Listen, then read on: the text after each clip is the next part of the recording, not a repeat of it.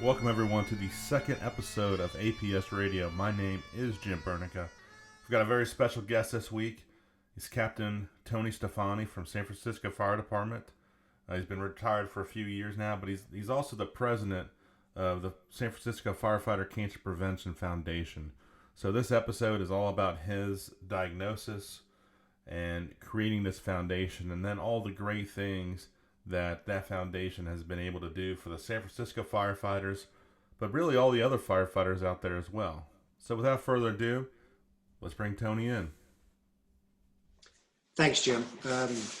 In 2001, after about 27 years on the job, on a January morning, I went out for a run like I normally do. It was a beautiful day.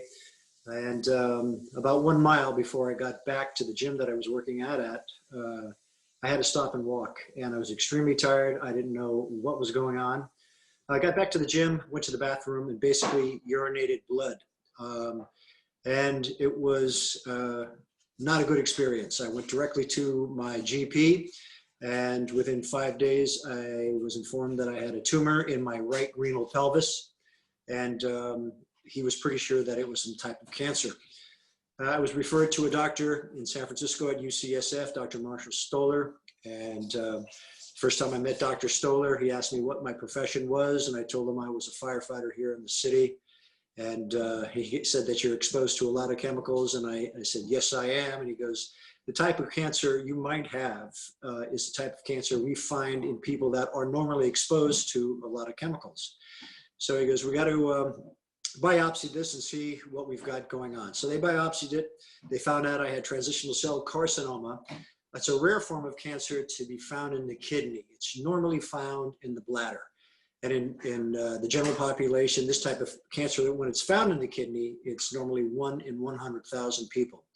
And I was one of them. And I was 49, just about to turn 50. So we ended up in March that year going into UCSF, and I had what's called a radical nephrectomy, where they removed my right kidney as well as my ureter.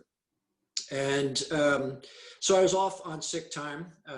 I tried to get this job related. I went through a QME, and the cancer was denied. And so I got to the point where I basically had no sick time, no vacation time left. This is after I was off for about 8 months going through treatment and recovery. And our local union, Local 798, stepped up to the plate, and they put out an ask on my behalf. At that time, we didn't have catastrophic sick pay or catastrophic situations where firefighters can donate time. And our union asked my fellow officers, I was a captain at the time, if they would be willing to donate some time to me. Well, 200 officers stepped up and gave me 1 day of time. So I was able to keep a paycheck on the table before I decided if I was going to get back in the profession, back in the firehouse, or if I was going to call it basically quits. And there was no way I could possibly repay them monetarily. It was just an extremely great gift that they gave me. So time went on, and I got to the point where it was a decision to go back to work. My doctor told me, Tony, you can't go back to work at Rescue One. It was a very busy company, and he goes, you're taking a chance. There's a possibility that this could spread bilaterally to the other kidney, or it could be spread to the bladder. And you're going to have to be monitored every 3 months for quite a while, like normal cancer patients are with this type of situation. So I decided, I was then in the 28th year, and I decided that it was time for me to walk away from the job. Not that I wanted to, but basically I had to. And when I walked away from the job, another firefighter at Station 1 came down with transitional cell carcinoma. Only he had bladder cancer. 6 months later, a third firefighter came down with transitional cell carcinoma.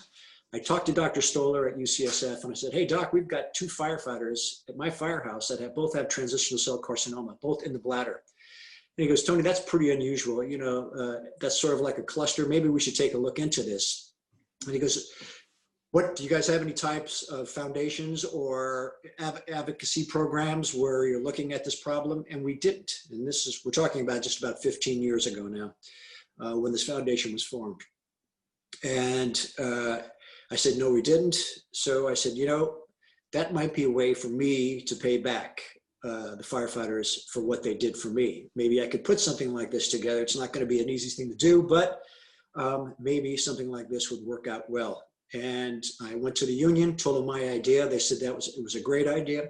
I went to the administration. They gave me 100% support. And the union gave us the seed money to start everything. They gave us $100,000, which is a good chunk of change. We put our board of directors together. We put our bylaws together. We got our 501(c) status, and we became the San Francisco Firefighters Cancer Prevention Foundation that's been dedicated to the early detection and prevention of cancer in both our active and retired San Francisco firefighters. And now for a little bit of an update, in the last few months, we've expanded our outreach to a lot of District 4 in Northern California, from Santa Rosa all the way to San Jose. We will help them out if they should contract the disease also. And we plan on going throughout the whole state of California as long as this runs smoothly.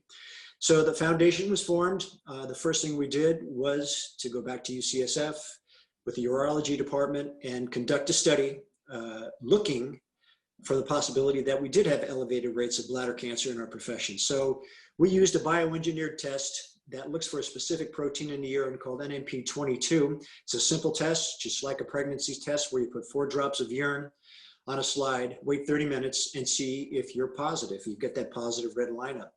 That one test we caught, we screened about 1,100 firefighters, both active and retired, and we caught 3 firefighters with transitional cell carcinoma. 1 active, 2 retired, and one of the retired, Tony Stefani, who I worked with, had transitional cell carcinoma in his right renal pelvis, the same exact cancer that I did, and we had worked in the same firehouse together. So that was 2 of us in the same plot, in the same place, where that particular type of cancer is normally found in 1 in 100,000 people.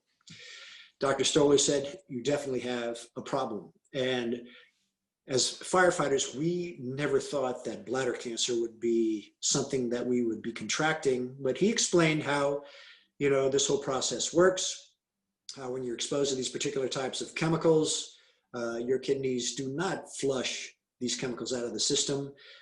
They could set in the bladder and cause these mutations within that tissue of the bladder, and this cancer begins to form.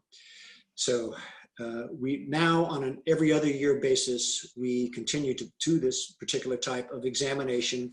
And because of it, we've identified 12 firefighters, both active and retired, over the last 15 years now that have had this type of cancer, that at the time of the tests, they did not know they had.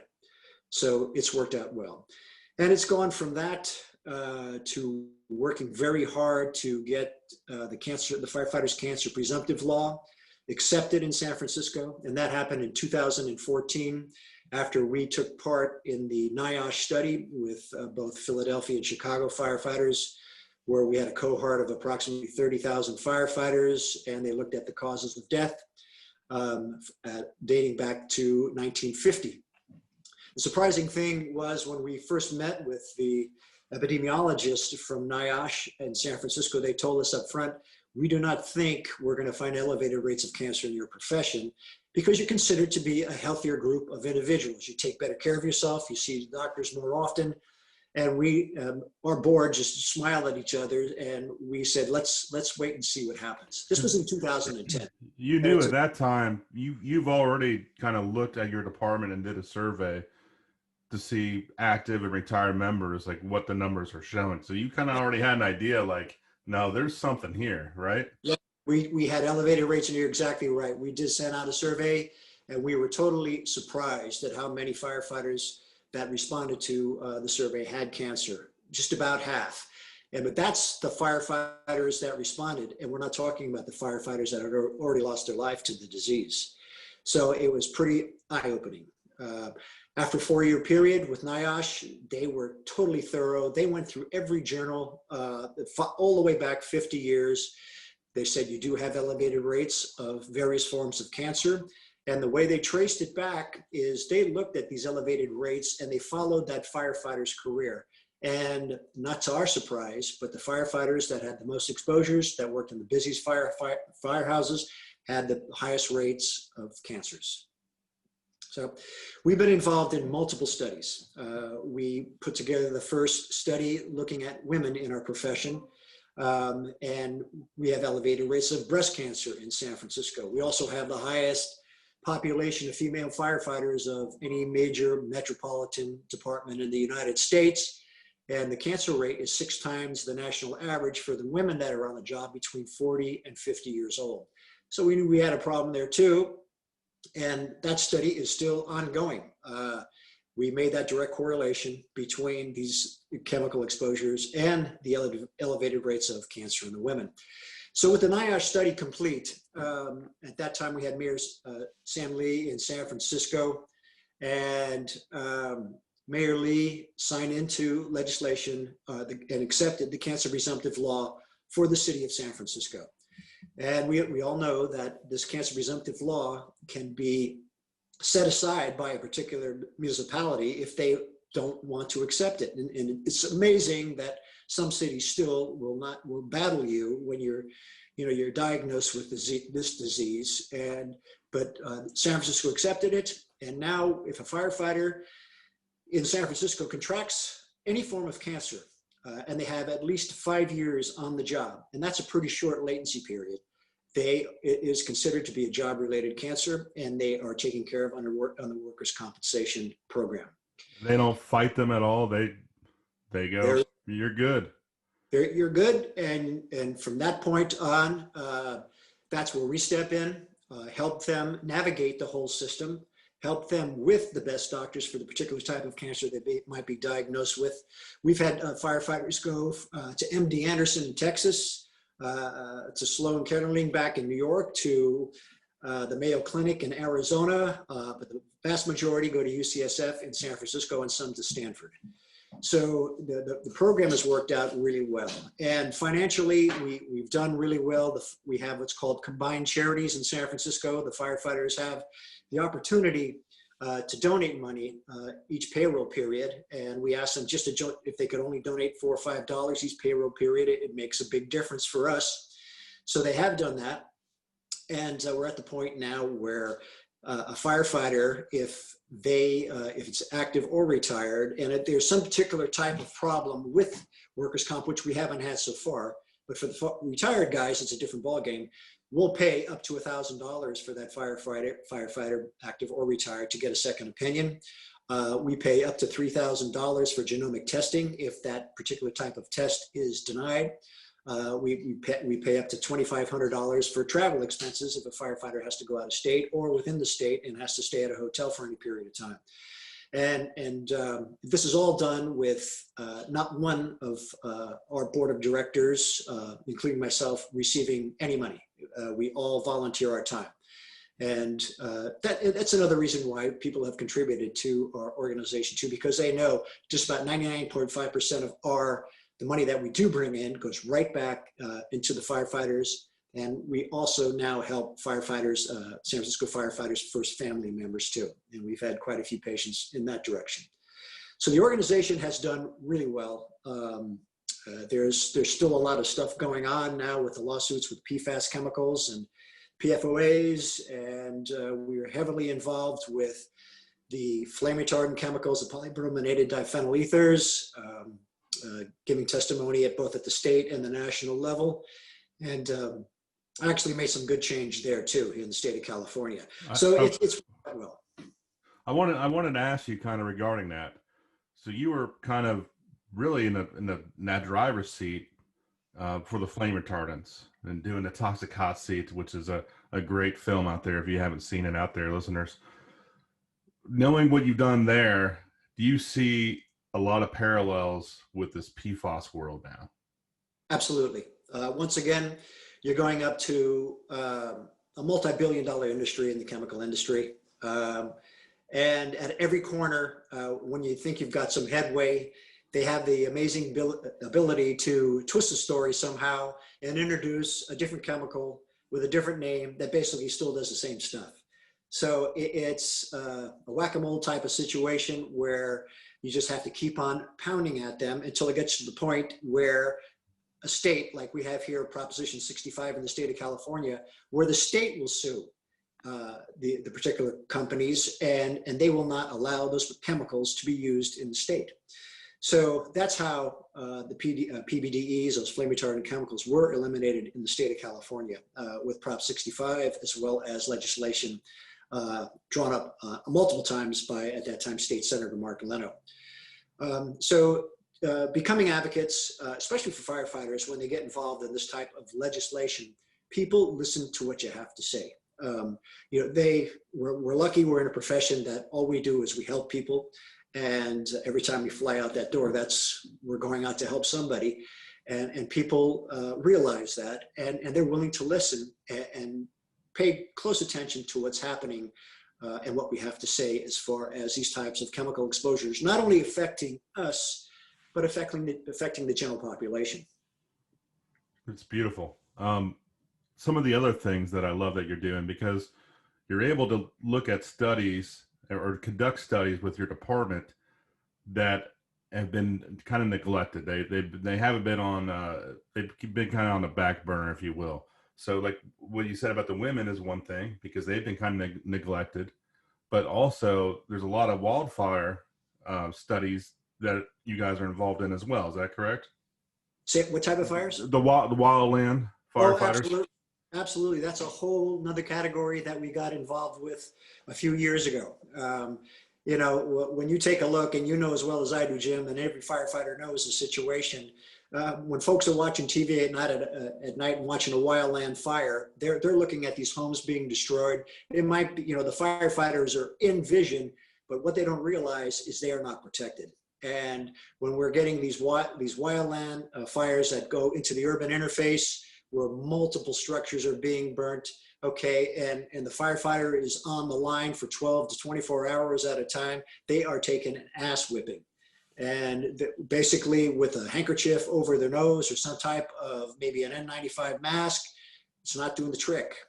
And we had one of our strike teams at a fire a couple of years ago up near Chico, had major problems. They were one of the first strike teams on scene and took a beating. And for 24 hours straight, a lot of them had severe headaches. And that's when we started this particular study, where we were able to draw the blood right in Chico while the firefighters were still basically at the fire scene. And that study has just been completed, and it did show that they had high levels of various types of chemicals, lead, mercury, just an array of stuff that's much higher than the general population. So the reason to do this type of study is to create an impetus for change. And that impetus is, okay, how do we better protect the men and women that are going to be out on these wildland fires? Is that our foundation's decision or any of the no, it's not. It's, division chiefs, battalion chiefs, chiefs of the department, the NFPA, putting their heads together and coming up with an idea. This is what we've got to do to protect our firefighters now, with these conflagrations now occurring every year. And it seems like it's only getting worse. No, it's huge. And I love the fact that everything you're doing, it benefits the men and women of San Francisco Fire Department, but it's so much bigger than that as well. I mean, because whether it's the NIOSH study or the wildland or the women's test, it helps all of us out. So and that's what we hope to do. We've got a new website out now. We overhauled the whole website. We've got a great company that does our input for our website. So those studies are all accessible to any department. And the studies that we do too are science-based studies. They are not studies that we say we think here is a problem. We show the direct correlation between whatever the types of chemicals that are involved and the types of cancer that a person contracts. We're lucky to have organizations like the Silent Spring Institute, UCSF, UC Berkeley, and scientists that work hard to show those direct correlations. And it makes it a lot easier for at a department to accept a workers' comp related type of injury due to cancer, where you go to a QME, a qualified medical examiner, and they deny it right away, and then an epidemiologist might back him up or her up, and by saying that, we cannot make that correlation. Well, we've got some evidence now that says there is a direct correlation to many things, that as far as these cancer exposure, elevated rates of cancer that we're getting. Yeah, very nice. So let me ask you this: what's kind of next? What's next on the agenda that you guys would love to look at and kind of because you continuously evolve. It's quite evident. So Yep. what's coming down the pipeline? We've made some real in the last 6 months. We've made some real good ties with Stanford. They are very interested. Stanford's medical facility. They are very interested in the health of firefighters and looking at the types of exposures that we have over and above what other organizations have. And the good thing about this is they have funding there where it's not costing us $100,000 or $200,000 to conduct a study. A lot of it is money that is donated through philanthropy, and that money is funneled and put into these types of studies. And it's working out really well. The big thing right now that Stanford is interested in is the PFAS chemicals, because it not only affects us, it's affecting the general population. The folks back east with the water problems, and in the drinking water, it's found in almost every. I shouldn't say almost. It's in all of our bodies. To what degree is the thing that is serious? And in firefighters, the one real good direct study we have right now is the women's study, where it shows, and this was just within the last 6 months, made public that they had elevated rates of PFAS chemicals. These women that are on the job. So looking at that, and it's funny how you go through one type of study and it leads into another type of study, and they sort of piggyback on each other. And you can really delve deep into this topic, and I think it's very interesting for people in the field of science to see making these correlations and coming up with ways that will not only help us, but again the general population. Yeah, that's absolutely great stuff. Keep up the great work. You're not allowed. You're retired from one job. You're not allowed to retire from this. You got to do it forever. Yeah, I appreciate that, Jim. There's too much good that comes out of it. So yeah, it's work. You're not even allowed to take a vacation anymore. Well, as long as I got that phone in my back pocket, it follows me around. I know the feeling. Yeah. Well, let me start to get you out of here on this. I have a thing I call the 25 questions, and I'm not going to make you actually do 25 questions, but sure. It's a list of 25, and I'm going to have you pick out a random number, and there's a question related to each number, and these are more fun kind of stuff like that. But sure. Before you even do that, I'm going to give you, because this is going to be coming out right around Christmas time, I want to give you one that's not on the list. This is a bonus one. So, okay. So right away, is Die Hard a Christmas movie? I'm saying yes. All right. No more discussion. We're good with that answer. All right. That's always a fun one. Okay. How about throw out a number for me and we'll go from there. How about 8? What's your favorite book? Favorite book? Cannery Row. Okay. I have no idea what that is. Could you expound on that? It's a story by John Steinbeck about Cannery Row in the old days when there were sardines running through Monterey Bay. The reason I enjoy it is my great aunt lived on Cannery Row, and I spent a lot of my youth down there during the summertime. And the story is true to life because she opened her door at nighttime to, they called the bums of Cannery Row, and she would open her door and they would sleep on her floor and then go back to work in the morning. And Steinbeck talks about this. It's a great story. And I got to see it. I was only a small kid, but it was something that was really interesting to me, and it still is to this day. That's pretty cool. Yeah. All right. See, now I'm showing my age, so thank you for that. Thank you. Sure. How about another number? What else? 17. Favorite actor or actress? Ah, God. Let's see. Actor. I'm going to have to go with Al Pacino. That's a good one. I love that guy. What? Scent of a Woman. I can watch that every day. It's something that was really done well, and he's just a super good actor. He might be a little bit of a strange kind of guy, but super good actor. No debate for me. You're good there. All right. How about let's try one more. Okay, 21. All right. Favorite album? Favorite album? I'm going to have to say The Temptations' Greatest Hits. Great. Without a doubt, I was a product of the 60s, and, a lot of guys liked the Beach Boys and the Stones and the Beatles. I liked Smokey Robinson. I liked the Temptations. I liked the Four Tops, but the Temptations were my favorite. Did you ever make your way to Motown? I did not, but I got to see the Temptations 3 times.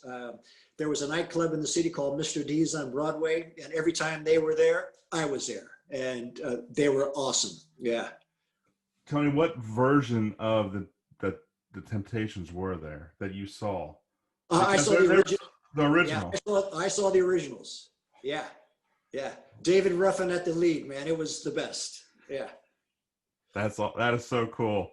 Because I saw Otis Williams was Otis Williams, yeah.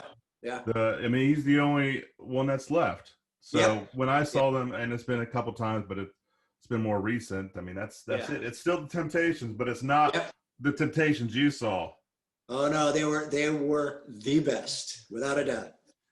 If you ever get a chance to go to Detroit, seeing Motown is something else. I'll have to do it. Yeah. Doing the tour, and then you're in the studio, and I remember actually doing the Temptation.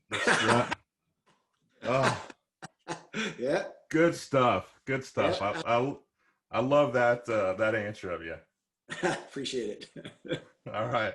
Well, where can everybody find the foundation, and also yourself if they have any questions? Sure. Yeah. To get access to me or the foundation, one of the easiest thing to do is just to go right to our website. It's the initials of our organization, sffcpf.org. And that'll bring up the website. My contact information is there, as well as any email that's sent through there goes to me directly, as well as a couple of other board members. So if somebody wants to get a hold of me, that's the way to do it. Perfect. All right. Well, thank you, sir, for taking the time out this Absolutely, evening. Jim. I guess it's my evening. It's your afternoon. Let's see. What do we got? It's 4:30. Almost time for 5 o'clock's coming around for a little glass of wine. Yeah, and I'm going to be getting ready for bed. I still got to work tomorrow. Okay.